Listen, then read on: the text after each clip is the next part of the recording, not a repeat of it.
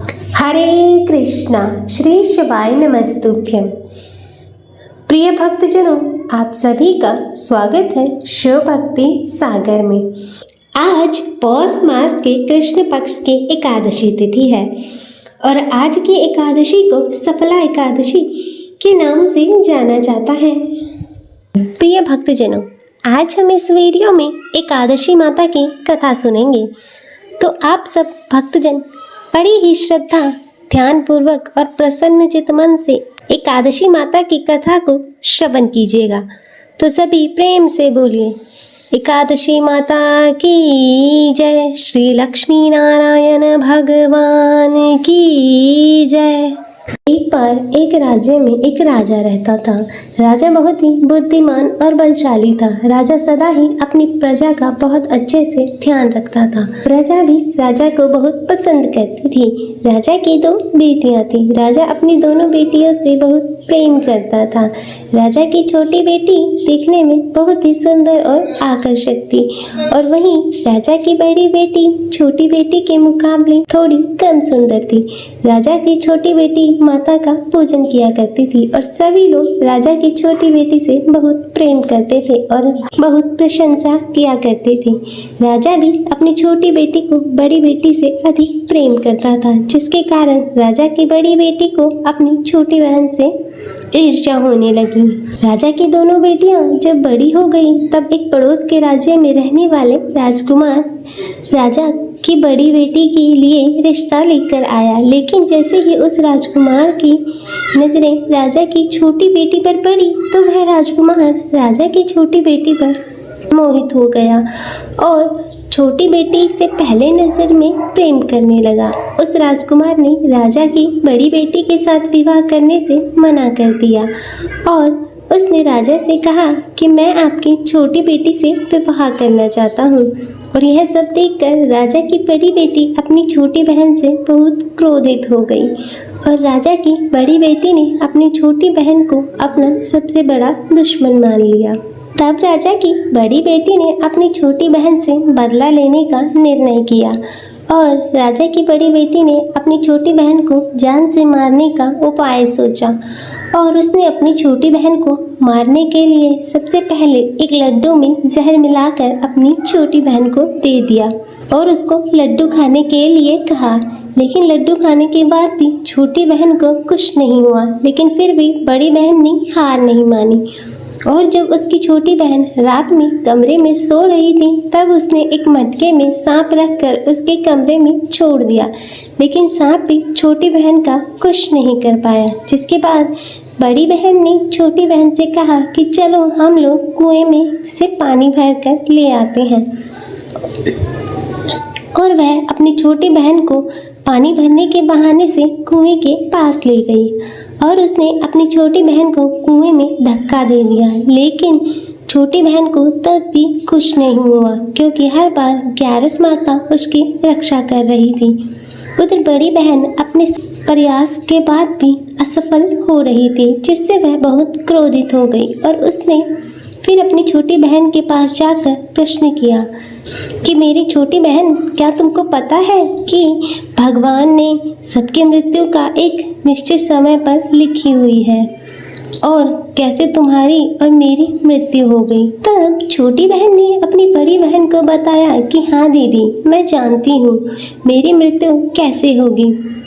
और छोटी बहन से यह सब बातें सुनकर बड़ी बहन मन ही मन बहुत ही प्रसन्न होने लगी और उसने अपनी छोटी बहन से कहा कि तुम मुझे अपनी मृत्यु का राज बताओ। तब छोटी बहन ने अपनी बड़ी बहन से कहा कि मेरी मृत्यु तो एक तोते में है, जो तोते के गले में एक हार है, उससे मेरी मृत्यु होगी। जब कोई भी व्यक्ति उस तोते को मारकर उस हार को अपने गले में पहने तो मैं मूर्छित हो जाऊंगी और जैसे ही उस हार को अपने गले से उतारे तो मैं वापस जीवित हो जाऊंगी। और फिर अपनी छोटी बहन की मृत्यु का राज जानकर बड़ी बहन बहुत खुश हुई और उसने अपनी छोटी बहन को मारने के लिए उस पालतू तोते को ढूंढना शुरू किया और छोटी बहन को इस बात का आभास हो गया था कि कोई उसकी जान लेना चाहता है, जिसके लिए वह अपने पिताजी के पास गई और उसने अपने पिताजी से कहा, पिताजी, मेरी मृत्यु के बाद आप मुझे मत जलाइए, अपनी पुरानी हवेली में एक पलंग पर लेटाकर छोड़ दीजिएगा। तब अपनी छोटी बेटी की यह बातें सुनकर राजा आश्चर्यचकित हो गया और राजा ने अपनी छोटी बेटी से पूछा कि तुम यह क्या कह रही हो। तब राजा की छोटी बेटी ने बताया कि पिताजी, समय किसी के लिए नहीं रुकता, क्या कब किसको हो जाए कुछ पता नहीं है। फिर राजा ने अपनी छोटी बेटी से कहा कि तुम ऐसी बातें क्यों करती हो, 2-3 दिन के बाद तो तुम्हारा विवाह है।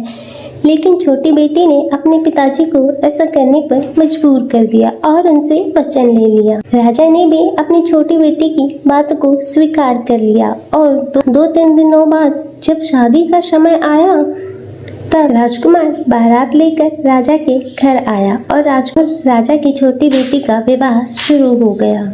और जैसे ही राजा की छोटी बेटी राजकुमार के साथ फेरे लेने लगी तो उसकी बड़ी बहन छोटी बहन के कमरे में जाकर उस तोते को पकड़ लेती है और उसको जान से मार देती है और तोते के गले में जो हार था उसको भी अपने गले में धारण कर लेती है। और जैसे ही बड़ी बहन उस हार को अपने गले में धारण करती है तो उधर छोटी बहन 3.5 ही फेरे ले पाती है और वहीं पर बेहोश होकर गिर जाती है। जिसके बाद राजा ने बड़े बड़े वैद्य हकीमों को बुलाया और अपनी छोटी बेटी का इलाज करने के लिए कहा। और राजा की बात सुनकर जब वैद्य ने छोटी बेटी को देखा तो राजा को बताया कि आपकी छोटी बेटी ना तो जीवित है और ना ही मरी हुई है, मैं ऐसा पहली बार देख रहा हूँ।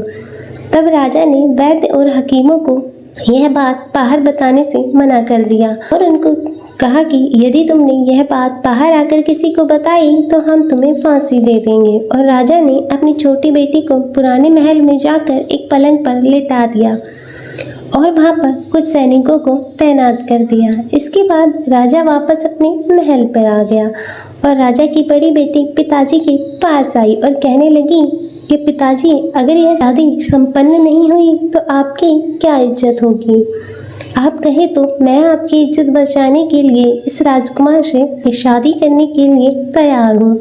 जिसके बाद राजा ने अपनी बड़ी बेटी की बात मान ली और राजा ने बड़ी बेटी को छोटी बेटी के वस्त्र पहनाकर मंडप में भेज दिया। लेकिन राजकुमार यह जान गया था कि यह राजा की छोटी बेटी नहीं है, बल्कि यह राजा की बड़ी बेटी है। लेकिन जब राजकुमार ने शादी करने से मना कर दिया तो सभी लोगों ने राजकुमार को विवश करके राजा की बड़ी बेटी से बचे हुए फेरों को संपन्न करा दिया और विवाह संपन्न हुआ।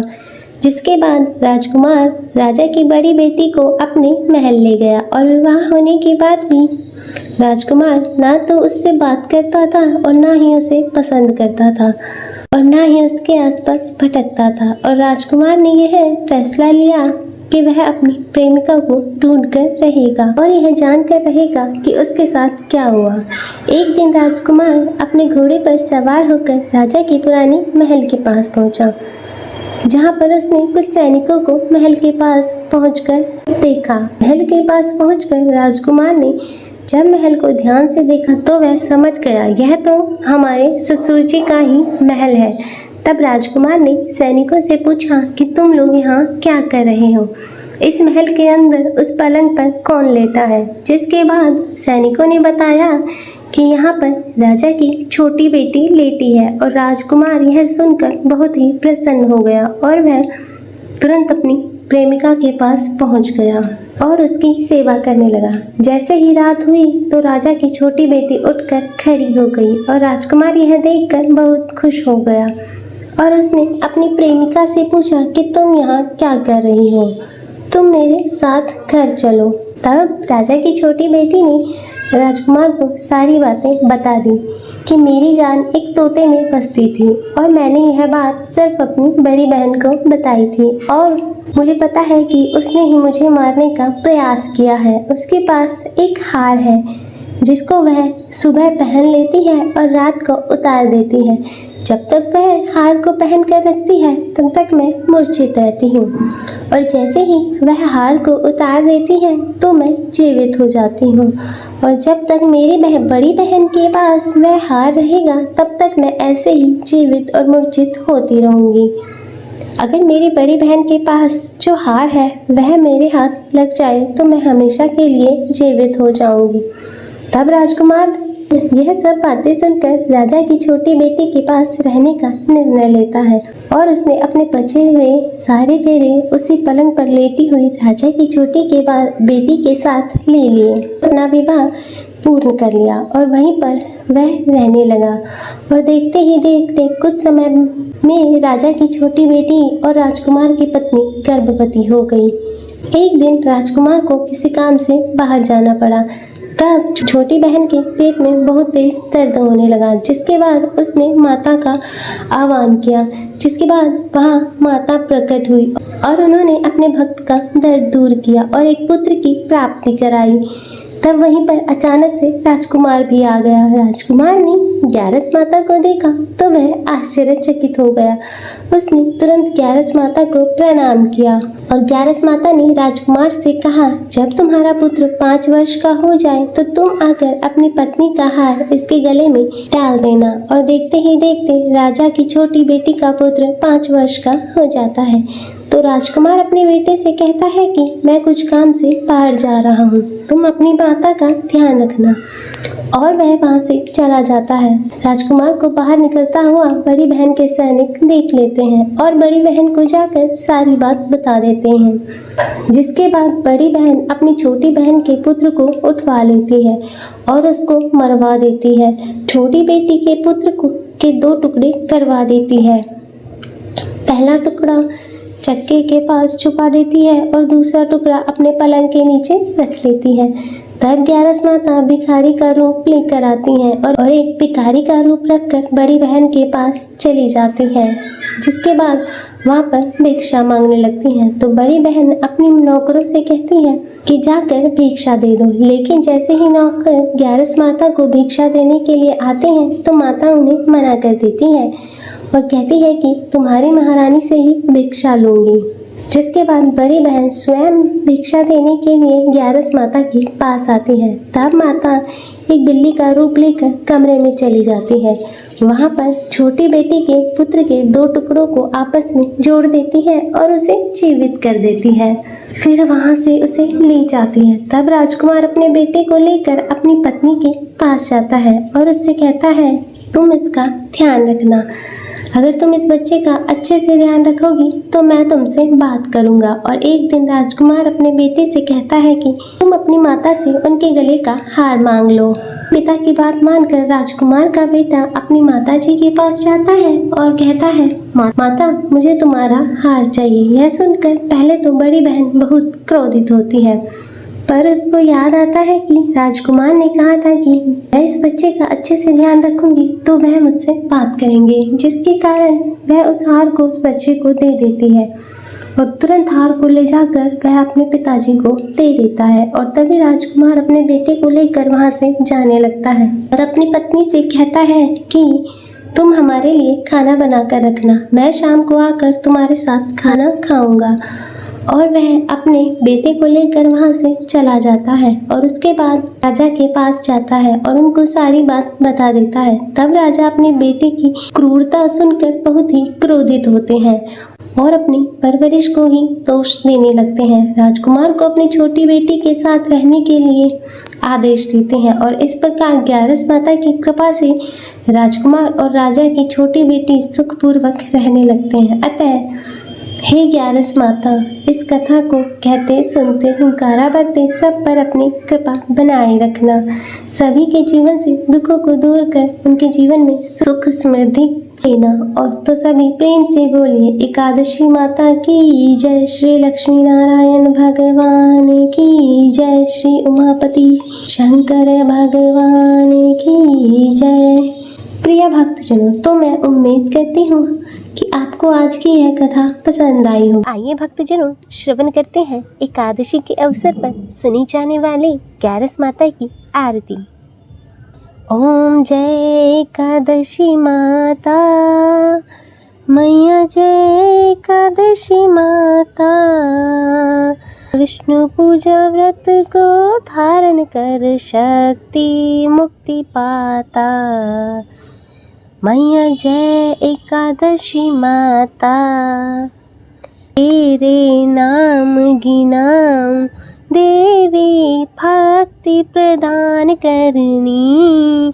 गण गौरव की तेनी माता, गण गौरव की तेनी माता, शास्त्रों में वर्णी। ओम जय एकादशी माता।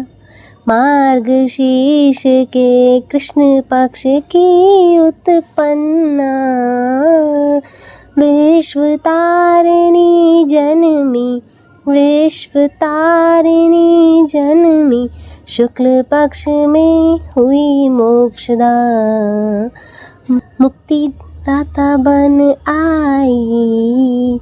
ओम जय एकादशी माता। पौष के कृष्ण पक्ष की सफला नामक है, शुक्ल पक्ष में होए पुत्रदा, शुक्ल पक्ष में होए पुत्रदा, आनंद अधिक रहे। ओम जय एकादशी माता। नाम षठ तिला माघ मास में कृष्ण पक्ष आवे, शुक्ल पक्ष में जया कहावे, विजय सदा पावे। ओम जय एकादशी माता। विजया फागुन कृष्ण पक्ष में शुक्ला अमल की, पाप मोचनी कृष्ण पक्ष में, पाप मोचनी कृष्ण पक्ष में, चैत्र महाबली की। ओम जय एकादशी माता। चैत शुक्ल में नाम कामदा, धन देने वाली नाम वरुधनी कृष्ण पक्ष में, नाम वरुधनी कृष्ण पक्ष में, वैशाख माहवाली। ओम जय एकादशी माता। शुक्ल पक्ष में होए मोहिनी, अपरा ज्येष्ठ कृष्ण पक्षी, नाम निर्जला सब सुख करनी, शुक्ल पक्ष रखी। ओम जय एकादशी माता। योगिनी नाम आषाढ़ में जानो कृष्ण पक्ष करनी, देवशनि नाम कहायो, देवशनि नाम कहायो, शुक्ल पक्ष धरनी। ओम जय एकादशी माता। कामिका श्रावण मास में आवे, कृष्ण पक्ष कहिए, श्रावण शुक्ला होए पवित्रा, आनंद से रहिए। ओम जय एकादशी माता। अजा भाद्रपद कृष्ण पक्ष की, परिवर्तनी शुक्ला, इंद्रा अश्विन कृष्ण पक्ष में, इंद्रा अश्विन कृष्ण पक्ष में, व्रत से भव सागर निकला। ओम जय एकादशी माता। पापा कुंशा है शुक्ल पक्ष में, आप हरनहारी, रमा मास कार्तिक में आवे, सुखदायक भारी। ओम जय एकादशी माता। देवोत्थानी शुक्ल पक्ष की दुख नाशक मैया, पावन मास में करो विनती, पावन मास में करो विनती, पार करो नैया। ओम जय एकादशी माता। प्रिय भक्तजन, मैं आशा करती हूँ कि आपको यह कथा पसंद आई होगी। वीडियो अच्छी लगे तो इसे लाइक करें, शेयर करें और कमेंट में जय श्री हरि विष्णु भगवान लिखना ना भूलें और चैनल को सब्सक्राइब कर नोटिफिकेशन बेल को जरूर ऑन करें। हर हर महादेव। ओम नमः शिवाय। जो कोई आरती एकादशी की भक्ति सहित गावे, जन गुरु दिता स्वर्ग का वासा, जन गुरु दिता स्वर्ग का वासा, निश्चय वह पावे। ओम जय एकादशी माता मैया, जय एकादशी माता मैया, जय एकादशी माता। बोलो श्री हरि विष्णु भगवान की जय। एकादशी माता की जय। हरे कृष्ण।